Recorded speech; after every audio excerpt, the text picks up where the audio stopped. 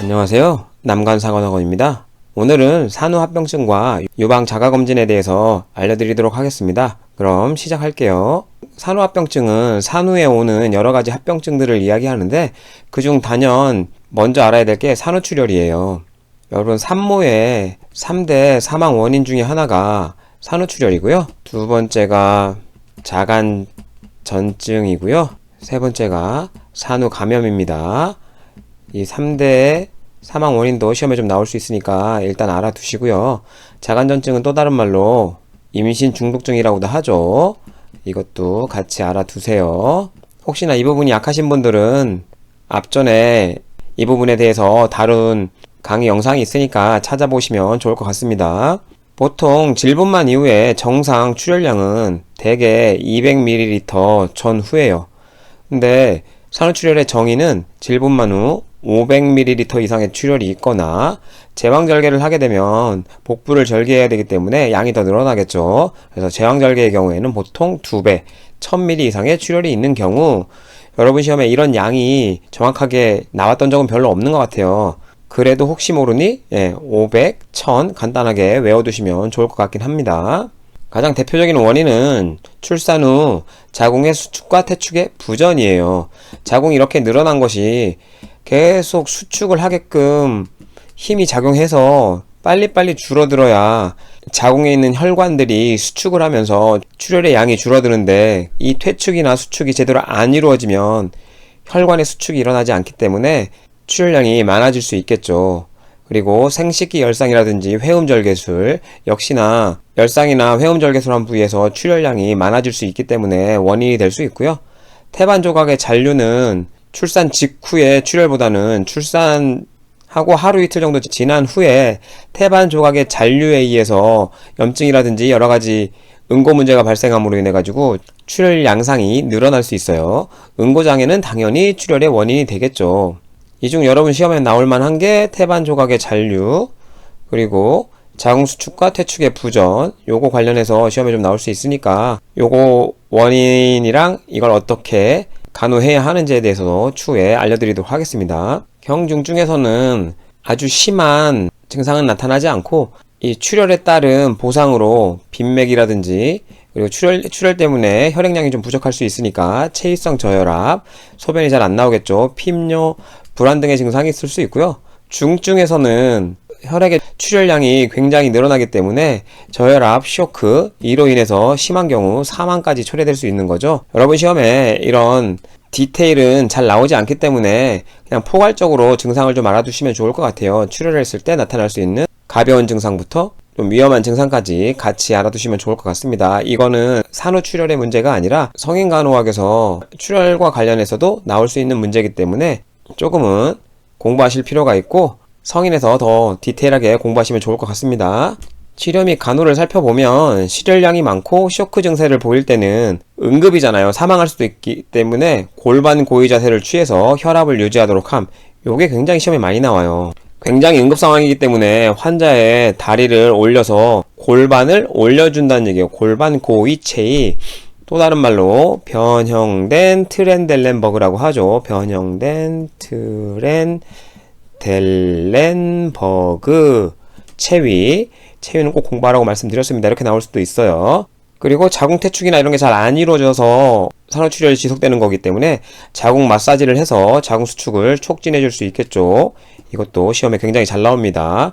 산후출혈 환자한테 해줘야 될 큰 두 가지예요. 그리고 앞전에도 알려드렸지만 태반 잔류물 때문에 출혈량이 많아진다 그랬잖아요. 그래서 태반 조각의 배출을 촉진하기 위해서 자궁 수축제를 투여하든지 직접 태반 조각을 빨리 제거해 주는 게 굉장히 좋은 산후출혈 간호일 수 있어요. 그리고 지속적으로 출혈성 쇼크의 증상과 징후를 관찰하고 산모의 상태에 따라 15분에서 30분 간격으로 활력 징후를 사정하면서 쇼크 증상이 있는지 유무를 잘 판단하라는 거죠. 산후합병증의 두 번째는 혈전색전증인데, 여러분 혈전색전을 모르시면 이해하시기 힘들 수 있어요. 혈전은 쉽게 얘기하면 피가 덩어리진 걸 이야기하고, 색전은 이 피 덩어리나 혹은 공기나 혹은 지방 같은 거, 혹은 출산 때 태아의 머리카락이나 그리고 양수에 섞여 있을 만한 이물질 등이 유입돼서 혈관을 타고 돌아다니다가 혈관을 막는 걸 색전이라고 합니다. 이 두 개의 차이를 여러분이 아셔야 돼요. 혈전은 보통 이 혈관 내피의 손상에 의해서 혈소판이나 혈구들이 여기에 침착되기 시작하면서 점점 사이즈가 커지는 게 혈전이에요. 이게 떨어져서 나온 이후에 돌아다니다가 혈관을 막으면 혈전, 색전이라는 거고요. 그게 아까 말씀드렸던 핏덩어리인 거죠. 그 외에도 여러분이 IV 주사를 주다가 공기가 유입돼서 혈관을 막을 수도 있어요. 그러면 공기색전증이고요. 지방이 유입됐다가 혈관을 막으면 지방색전증, 이렇게 각각의 이름을 붙여서 돌아다니다가 막힌 것을 색전이라고 합니다. 이미 설명드린 대로 혈전색전증은 혈관 내 발생한 혈전이 떨어져 나와 순환을 통해 운반되어 다른 혈관을 막는 것. 혈전색전의 정의만 아시면 너무 쉽게 넘어갈 수 있는 부분이니까 넘어가고요. 원인은 다양합니다.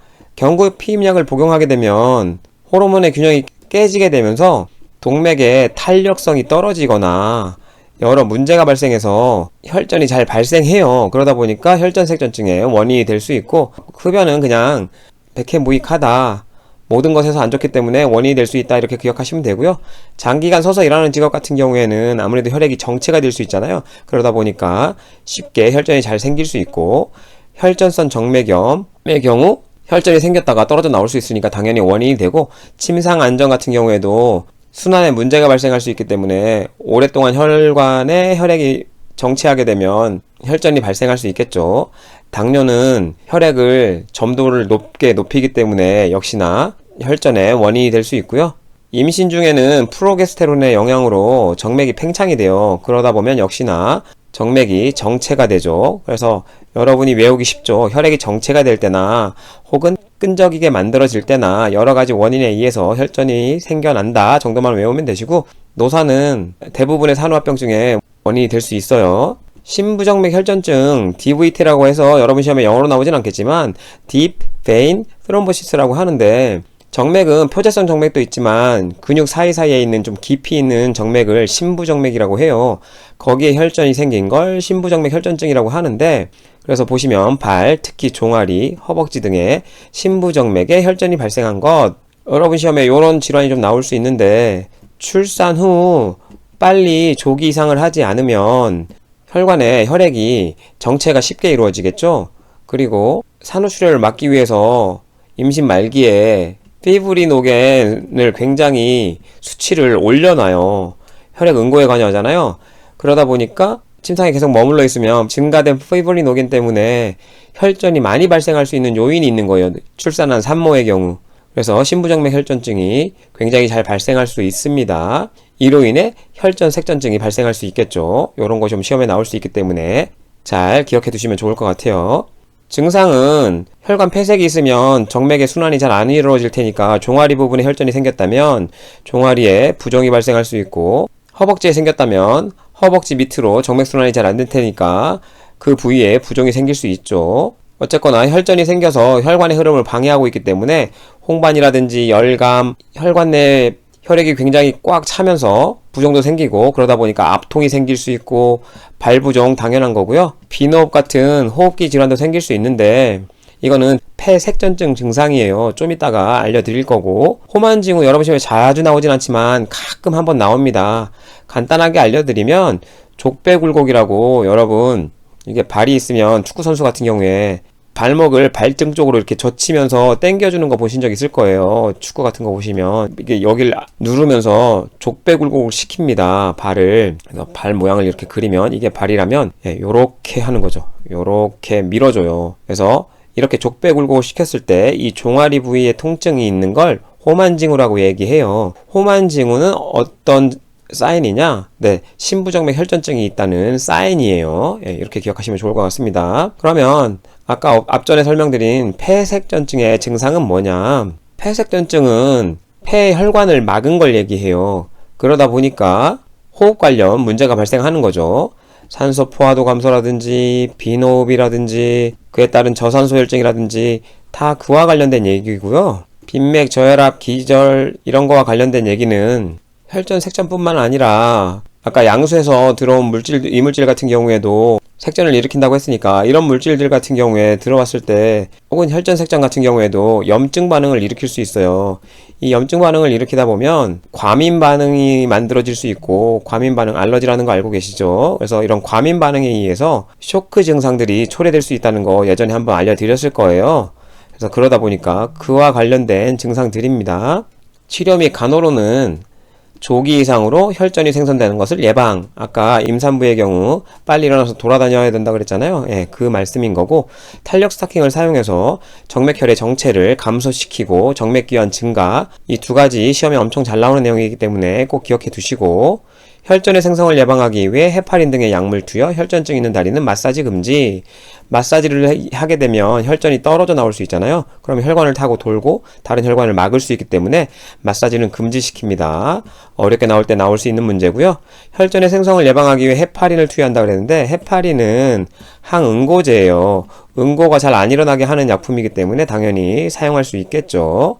헤파린이 뭔지만 알면 되는 거고요. 혈전증으로 인해서 통증이 있다면 비스테로이드성 진통제를 처방해서 통증을 경감시킬 수 있다는 대증적 처치를 하는 거고요. 3대 산모의 사망 원인 중에 하나인 산후감염. 정의는 출산 후 첫 24시간 이후에 38도 이상의 고열이 발생하는 것이 가장 여러분 시험에 잘 나오는 내용이고, 조금 디테일하게 알려드리면 출산 후 첫 10일 동안 최소 2번 이상의 고열이 발생하는 것, 이것이 정의가 될 수 있어요. 그래서 24시간 이내에 열이 난다면 문제가 되지 않습니다. 이거는 산후감염이 아니에요. 이후라는 거 꼭 알아두셔야 돼요. 여러분 시험에 자주 출제됩니다.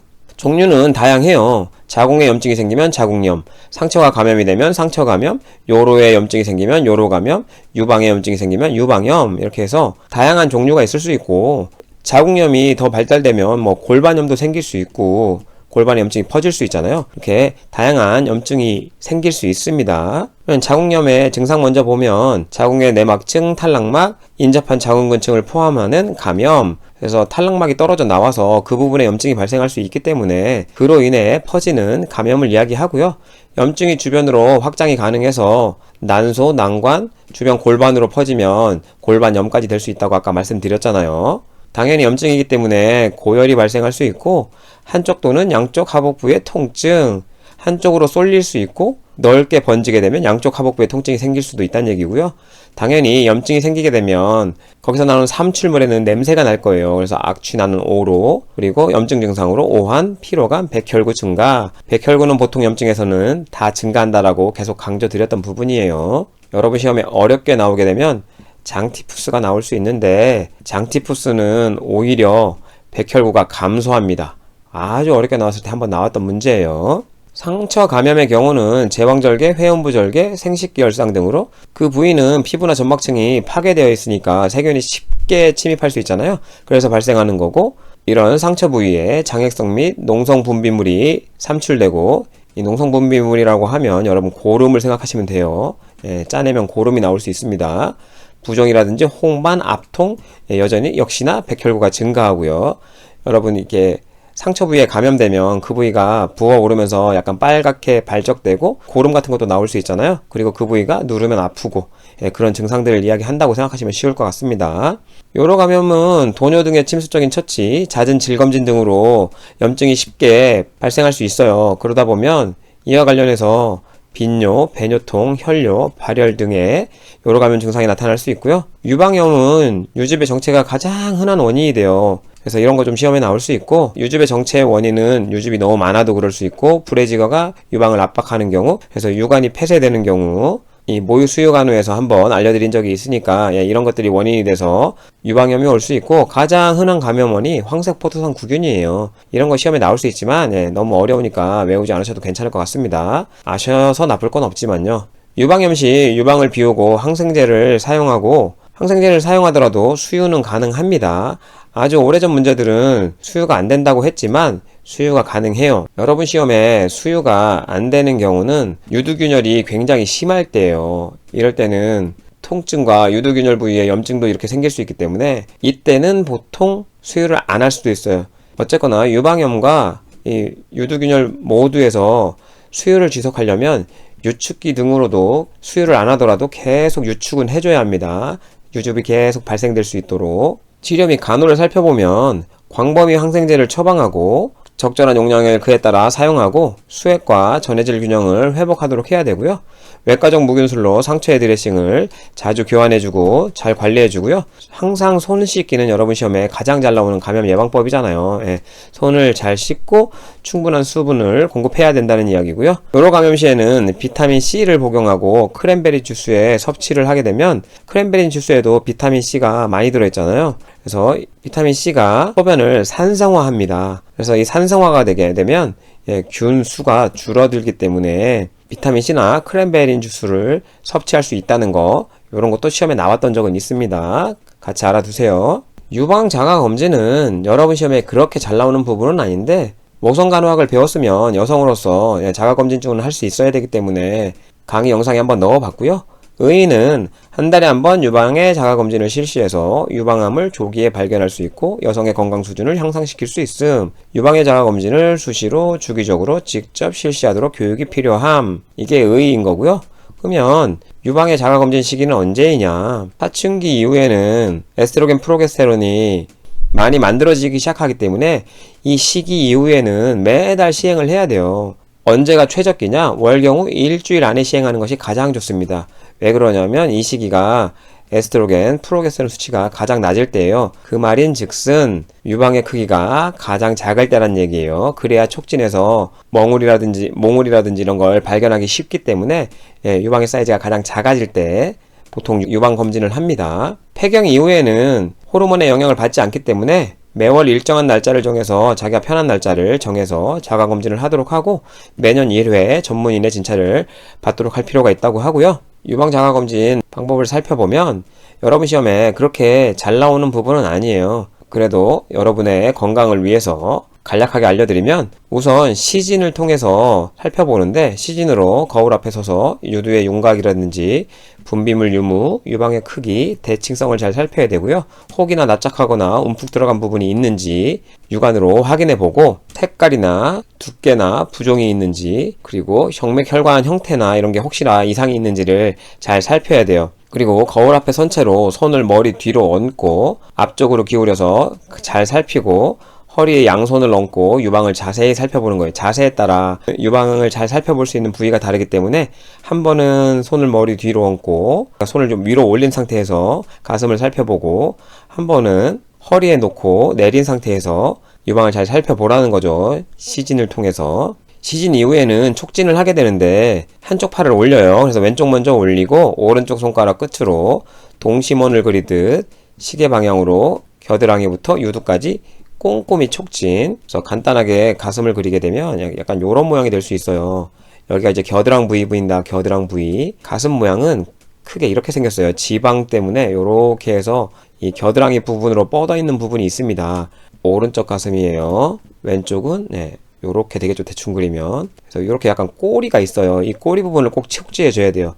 그래서 겨드랑이부터 꼼꼼히 촉지하라는 얘기가 나오는 거고 유두를 중심으로 여러 가지 방향이 있는데 뭐 이렇게 촉진을 빠짐없이 해야 되니까 요렇게 돌려도 괜찮고 4분위로 나눠서 여기 먼저 꼼꼼하게 측정하고 여기 먼저 여기 측정하고 그 다음 여기 측정하고 여기 측정하고 여러 방법이 있을 수 있어요. 포인트는 뭐냐? 한 군데도 빠지지 않고 모두 촉진하라예요. 젖꼭지를 가볍게 짜내서 분비물이 나오는지도 관찰해야 합니다.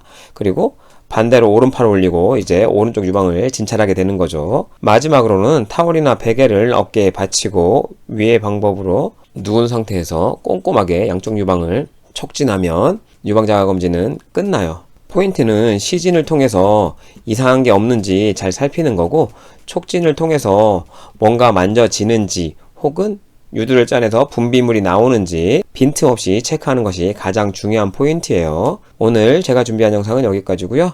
시청해주셔서 감사합니다.